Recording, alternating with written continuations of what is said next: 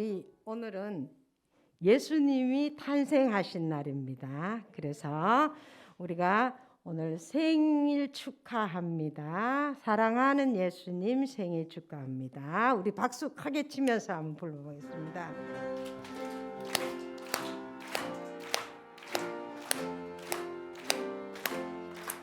생일 축하합니다.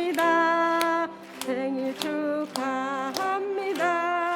사랑하는 예수님 생일 축하합니다.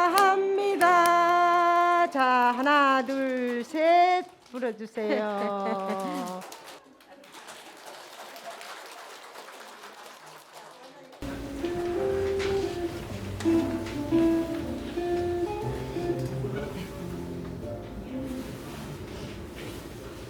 당신은 영광의 왕, 당신은 평강의 왕, 당신은 하늘과 땅의 주, 당신은 정의의 아들. 천사가 무릎 꿇고 예배하며 경배하네. 영원한 생명의 말씀, 당신은 예수 그리스도주. 호산나 다윗의 아들께 호산나 불러 왕 중의 왕. 높은 하늘의 영광을 예수 주 메시아네. 아멘. 예수 이름이 온 땅에, 예수 이름이 온 땅에 퍼져가네. 잊어버린 영혼 예수 이름, 그 이름 듣고 돌아오네. 예수님 기뻐 노래하시리. 잊어버린 영혼 돌아올 때 예수님 기뻐 춤추시리. 잊어버린 영혼 돌아올 때 예수 이름이 온 땅에 선포되네. 하나님의 나라 열방 중에 임하시네.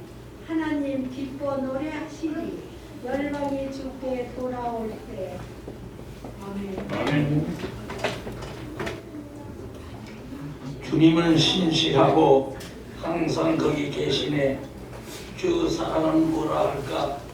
주 사랑이 내 생명보다 귀하고 주 사랑이 파도보다도 더 강해. 세월이 가고 꽃이 시들어도 주 사랑 영원해. 주님 사랑 신실해요. 아멘. 지루하신 주님의 이름으로 여여 모든 무릎을 꿇고 다 경배하나. 거룩하신 하나님, 거룩하신 주님 보좌에 하나 엎드려 절벽하는 예수는 그리스도 주 하나님이 영광으로 경배해 드리리라. 아멘. 나는 주를 찬양하리라. 나는 영광 돌리리. 주님 영광의 이름 예수 크신 주 이름 나 찬양하리라. 나는 영광 돌리리. 주님 영광의 이름 예수 크신 주 이름 나 찬양하리라. 아멘. 내 소당기를 내 삶의 소망 내가 바라는 한분 내 소당기를 내가 원하네. 한없는 사랑 풍성한 공율 내 소당기를 내가 원하네. 내 소당기를 내 소고기를 내 수만 높이길 내가 원하네. 내 평생 소원 내 소당기를 내 수만 담기를 내가 원하네. 완전하신 예수 새롭게 하시네. 연약한 내 영혼 먼저 하게 되리. 아멘. 그가 오신 이후 이 세상 가장 아름다운 순종의 눈물, 온 세상 다시 빛나게 한 생명의 눈물. 그가 이 땅에 오신 이후 죽어야 살게 되고 져야만 승리하는 놀랍고 영원한 신비, 지으신 그대로 회복시킨 우리의 창조주 그리스도, 십자가의 길로 아버지 뜻 이루셨네. 그가 이 땅에 오신 이후 이제 우리에게 맡겨진 그 소망, 그 사랑, 그 생명, 아름답고 눈부신 십자가의 길, 우리가 이 땅에 살아갈 이유. 네, 감사합니다. 네, 박수. 너무너무 잘하셨어요. 아,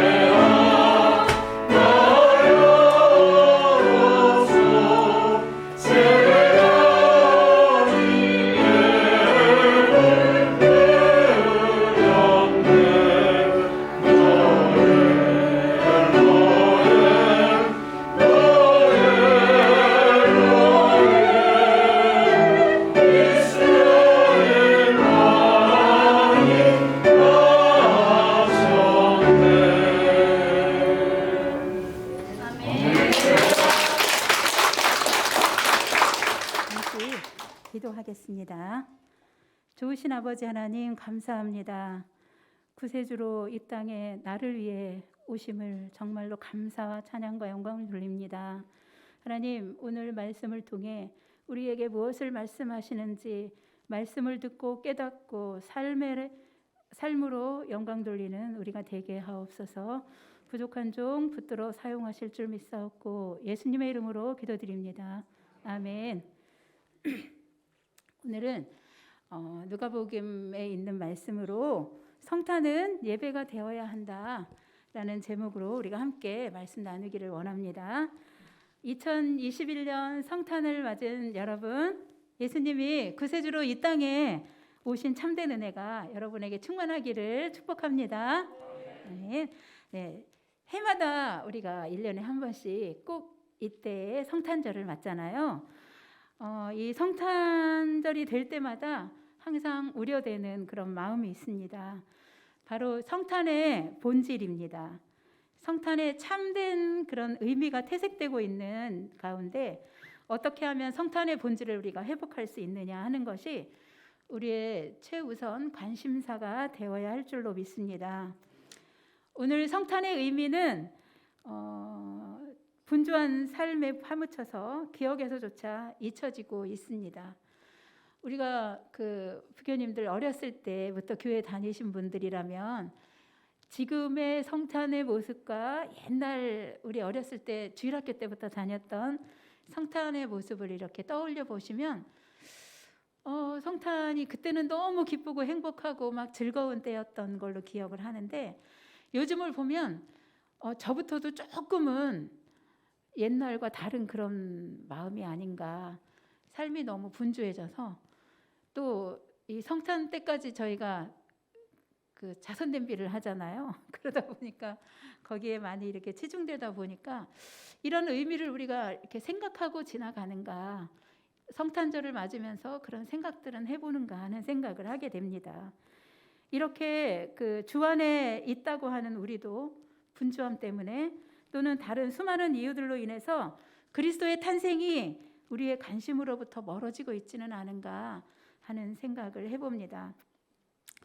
성탄이 우리의 관심으로부터 멀어지는 순간 성탄은 단순히 세상 사람들이 하는 축제, 그런 일 수밖에 없어요. 예배가 될 수 없습니다.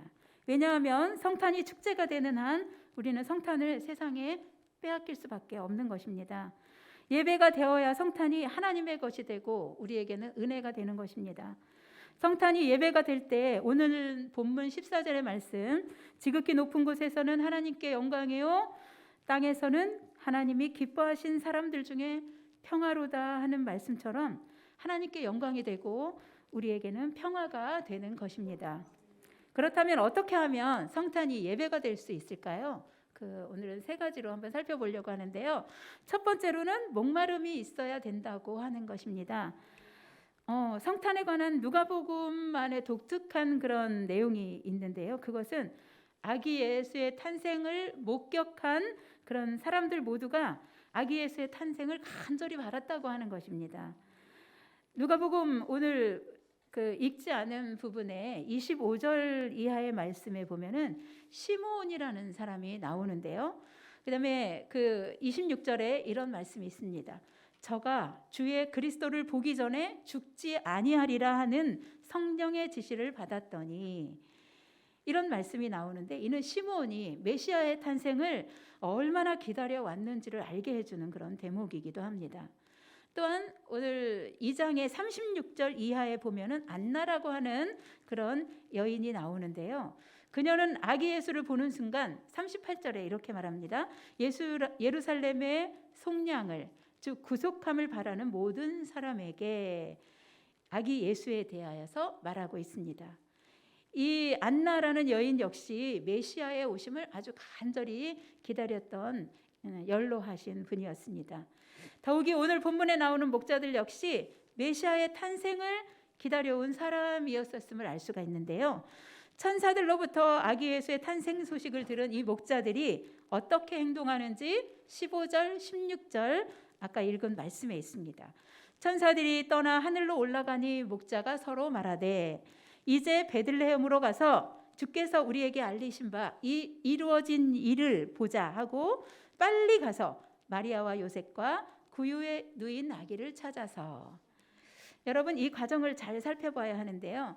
당시 목자들은 예루살렘을 중심으로 해서 목축업을 했어요. 이들은 제물로 드릴 양을 키우던 그런 사람들인데요. 그 때마다 성전에서 제물을 드려야 되잖아요. 그런데 흠없는 그 제물을 드려야 되기 때문에 그 예루살렘 가까운 곳에서 이렇게 목축업을 하고 있었습니다. 그리고 아기 예수님이 태어난 베들레헴은 이들이 있는 데서부터 한 8km 정도 떨어져 있는 곳인데 걸어서 한 2시간 정도. 이때는 더 빨리 걸었었겠죠. 그런 가까운 곳이었어요. 비록 먼 거리는 아니지만 그들은 이 천사의 소식을 듣고 걸음을 재촉합니다. 16절에 보면은 빨리 가서, 이 말은 이들이 메시아의 탄생을 얼마나 소원하고 있었는지를 보여주고 있습니다.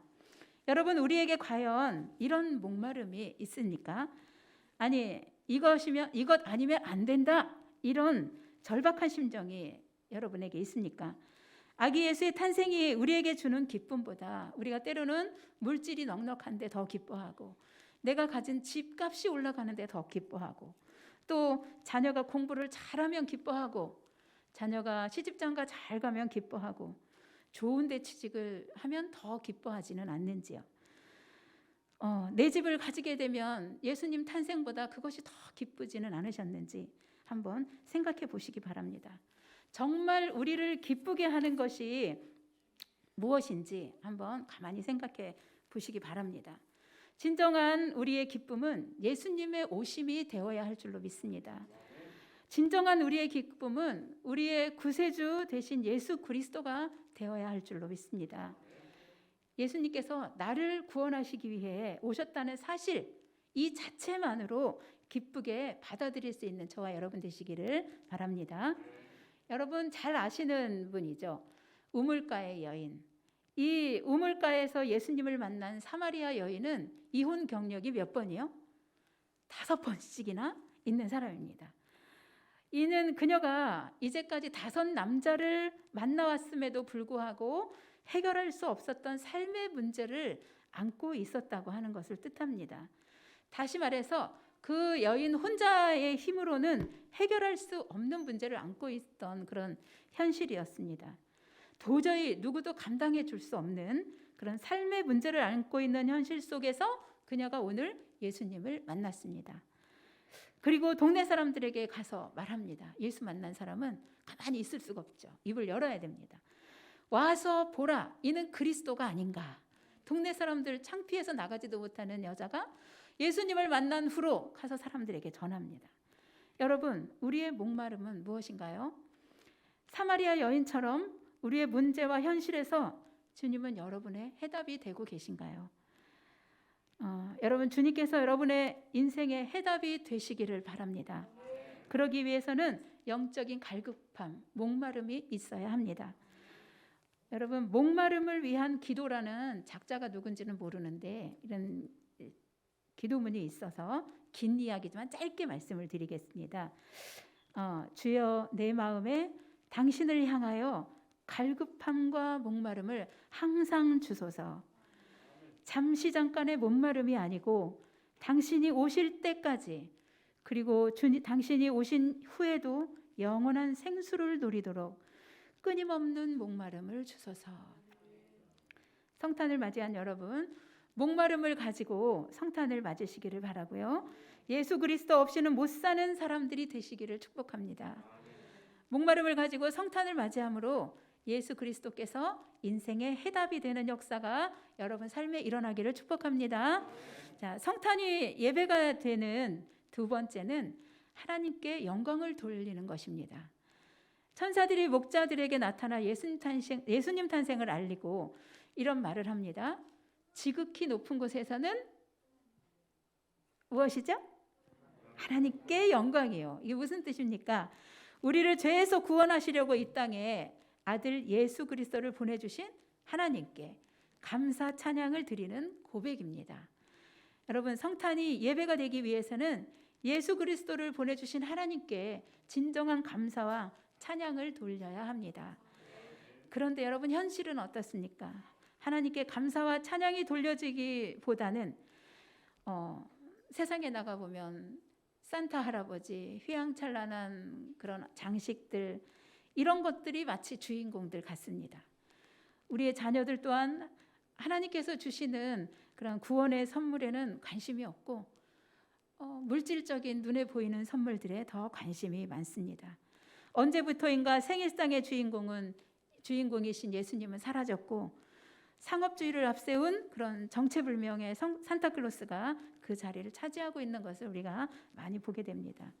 그런데 더 가슴 아픈 것은요, 이 성탄이 모든 사람들로부터 관심이 없어지고 있다고 하는 사실입니다. 여러분, 성탄의 주인공은 예수님이셔야 합니다. 어떠한 사람도 어떠한 곡도 주인공이 되어서는 안 될 줄 압니다. 왜냐하면 예수 그리스도만이 온 인류의 구원을 위해서 이 땅에 오신 분이시기 때문입니다.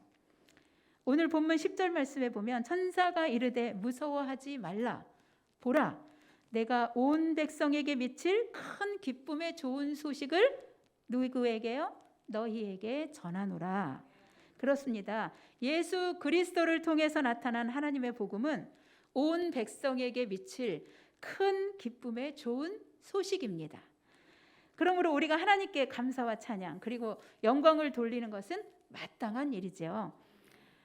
여러분, 어떤 예화를 보니까 성탄절을 기념한다는 이유로 폭도의 공격을 받을 수 있는 나라가 오래전에 예화여다 보니까 오래전 기준으로 나이지리아 또 스리랑카 등 전 세계에 성탄을 기념한다는 이유로 공격을 받는 게 15개국이나 존재한다고 합니다. 우리로서는 상상도 하기엔 힘든 일이죠. 여러분, 성탄절을 맞이해서 하나님께 감사와 찬양과 영광과 존귀를 돌릴 수 있다는 것이 큰 축복임을 깨달으시기를 바랍니다. 지금 성탄을 축하하기 위해서, 기념하기 위해서 생명을 내놓는 사람이 있다고 하는 것입니다. 구원의 은혜를 알고 그 은혜에 감격하여 예배드리고 세상 향락에 빠지지 않고 세상 풍조에 물들지 않고 믿음을 지키며 살 수 있다는 것은 참으로 큰 축복입니다. 한국의 슈바이처라고 불리는 장기려 박사님이 계십니다. 그는 의학을 공부한 후에 어려운 이웃들을 위해서 자신이 배운 의학을 가지고 헌신적으로 진료하신 분입니다. 이분이 80회 생일을 맞으면서 내가 지금까지 살아오며 참 크게 감사했던 것 3가지를 이야기하는데요. 그 첫 번째가 뭐냐면 하나님이 주신 아들을 낳았을 때 이게 하나님이 주신 아들로 천하를 얻은 기쁨에 그런 감사했다고 합니다. 그 다음에 두 번째로는 이분이 오래되신 분이니까요. 이름 들으시면 아시죠? 손기정 선수. 마라톤 1대 때 우승한 사람이죠. 이 선수가 올림픽 마라톤 경기에서 우승했을 때 민족적 감정에 의해서 크게 기뻐했었다고 합니다. 그러나 그는 예수님을 구세주로 믿고 죄를 회개하고 하나님께 죄사함을 받았다는 확신을 가졌을 때의 기쁨에 비교하면 위에 2가지는 아무것도 아주 하찮은 것에 불과하다고 이렇게 말씀하셨습니다. 하나님은 사람의 모습으로 이 땅에 오셨습니다. 이분이 곧 예수 그리스도이십니다. 예수님은 죽음의 세계로부터 우리를 해방시켜 주셨습니다. 이 기쁨을 우리에게 허락하신 하나님께 영광을 돌리는 저와 여러분 되시기를 축복합니다. 성탄이 예배가 되는 3번째, 사람들에게 평화의 복음이 전파되어야 합니다. 오늘 14절에 이어지는 말씀 하늘에 했죠? 그 다음에는 땅에서는 기뻐하심을 입은 사람들 중에 평화로다. 이미 말씀드린 대로 복음은 온 백성에게 미칠 큰 기쁨의 좋은 소식입니다. 복음을 듣는 사람은 참된 평화를 경험합니다. 그런데 그게 언제요? 성탄이 예배가 될 때, 성탄의 참된 의미가 회복될 때 복음은 온 백성에게 미칠 좋은 소식이며 평화의 소식이 되는 것입니다. 그런데 여러분, 온 백성에게 미칠 큰 기쁨의 좋은 소식이 성탄의 참 의미라면 무엇보다 온 백성에게 복음이 들려져야 하지 않겠습니까? 복음이 전파되어야 합니다. 전파되지 않으면 온 백성에게 미칠 좋은 소식이 될 수 없는 것입니다. 미국의 워싱턴 대학의 토마스 홈스라는 교수가 이런 조사를 했어요. 사람들의 마음과 생활에 변화를 가져오는 때가 언제였나? 이거를 가장 큰 변화를 가져오는 것은 배우자가 죽었을 때라고 합니다. 배우자가 죽었을 때를 100으로 친다면 이혼했을 때 73, 이 수치가요. 임신했을 때는 40, 그 다음에 집을 옮기거나 고쳤을 때는 25 정도였다고 합니다. 그런데 놀라운 것 하나가 뭐냐면 크리스마스 때가 무려 12라고 합니다. 12, 작은 수치는 아니죠. 성탄의 의미가 퇴색되어 가고 있고 상품화되고 이제 관심조차 받지 못하고 있는 것이 오늘날 현실이지만 사람들에게는 매년 맞이하는 이 크리스마스가 연말과 함께 삶의 변화를 가져오고 싶은 때이기도 하다라고 하는 것입니다. 그러므로 우리에게는 바로 이때가 복음을 전할 수 있는 좋은 기회이기도 합니다. 그러므로 성탄절을 여러분 그냥 보내지 마시고 예수 그리스도의 복음을 그리고 사랑을 전하면서 보내시기를 바랍니다. 아직도 이 땅에는 예수 없는 크리스마스를 즐기려는 사람들이 너무나 많습니다. 만일 우리가 성탄절을 즐거운 파티 기분으로만 넘긴다면 그것은 예수 탄생과는 아무런 관계도 없고 나 자신에게도 긍정적인 변화를 주지 못하는 허망한 시간들이 될 수밖에 없을 것입니다. 여러분, 복음을 선포하는 성탄절 되시기를 바랍니다. 복음이 선포되어야 사람들이 바뀝니다. 복음이 선포되어야 평화가 찾아옵니다. 복음이 들어가는 나라마다 바뀌는 것을 우리가 보고 있습니다. 복음을 전해야 합니다. 평화가 넘쳐날 수 있도록 복음이 전파되어야 합니다. 지금 당장 작은 일이라도 시작해 보시기를 바랍니다. 여러분, 꼭 큰 일, 대단한 일을 해야만 하는 것은 아닙니다. 작은 사랑의 실천이 그리스도의 사랑을 전하는 계기가 됩니다. 마지막 예화를 하나 드리려고 하는데요. 미국의 유타 주립대 학생인 케빈 아이직슨이라는 사람이 있었습니다. 이 사람은 알바를 했어요. 애완동물 가게에서. 일하다가 휠체어를 탄 어떤 노인 고객을 도와주게 되었어요. 그러다가 이렇게 친하게 되고 마음이 잘 맞게 되었습니다. 그래서 이 어르신이 이복에 와서 한겨울에 우리 집 앞에 눈 좀 치워줄 수 있겠나? 내가 돈은 줄게. 그런데 이 학생이 이 말을 듣고 제가 돈을 받지 않고 기꺼이 치워드리겠습니다 하고 눈을 잘 치워줬다고 해요. 겨우내 그 일을 계속했습니다. 그런데 한편 이 일을 하면서 이 케빈은 이 어르신 아니고도 그 지역에 거주하는 도움이 필요한 많은 사람들은 어떻게 도와드리면 될까 생각하다가 이듬해 봄에 그 지역 신문에 광고를 실어서 눈을 치워줄 자원봉사자들과 도움이 필요한 어르신을 이렇게 맺어주고자 했습니다. 의외로 반응이 아주 뜨거웠고요. 도움의 손길이라는 자원봉사대가 탄생하게 되었습니다. 이 케빈의 활동을 듣고 어떤 회사에서는 눈을 치울 수 있는 삽을 한 10개 정도 후원해 주기도 했다고 합니다. 이 도움의 손길 자원봉사자들은 보도 위의 눈을 여느 때보다 어느 해보다 많이 치워서 노인과 장애인들에게 한결 안전한 겨울을 선사했다고 합니다. 케빈은 자신이 하는 일이 이렇게 좋은 반응을 얻을 줄 몰랐는지 이렇게 말합니다. 저는 그냥 무언가를 시작해 보려고 했던 것뿐입니다. 성탄을 맞이한 여러분, 큰 거 필요하지 않습니다. 대단한 거 필요한 것도 아닙니다. 예수 그리스도의 사랑을 증거할 수 있는 것이라면 무엇이든 좋습니다.